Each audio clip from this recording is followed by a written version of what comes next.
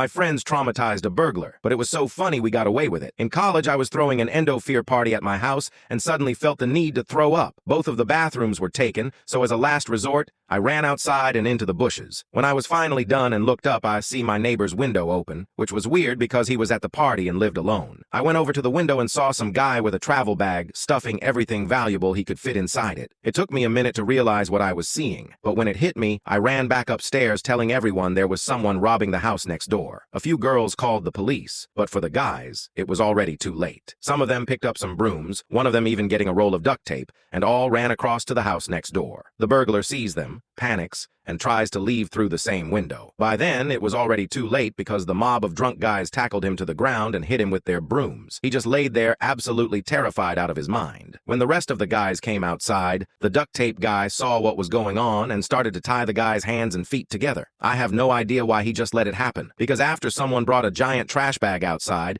and we fit his entire body inside of it. He was wrapped up like a Christmas present with his head sticking out while we continued to tie him up with the entire roll of tape. He just sat there mumbling to let him go and he'll never come back. The police were still nowhere in sight, and one guy has the idea to go get more stuff to tie him up with. At this point, he already looked like a human caterpillar, but they left to the dollar store to get some rubber bands. 10 minutes later, they came back with no bands, but an entire rope. They weren't going to hurt him, so I went up to see if everyone else inside was all right and checked to see when the cops were coming. 5 minutes later, I come back out to see they had somehow tied him upside down to a lamppost, leaving him hanging there. Everybody was still drunk, and the police response time was already so unbelievably slow that by the time they finally got there, 15 minutes later, we had already brought our speakers outside and kept partying around the human caterpillar. I think someone even offered him some beer, but he couldn't drink it upside down. A few of our neighbors came outside to tell us to turn the noise down, but after seeing the guy and having us explain who he was, they laughed and were just thankful we caught a burglar. The cops came and were desperately trying to seem serious about the whole situation,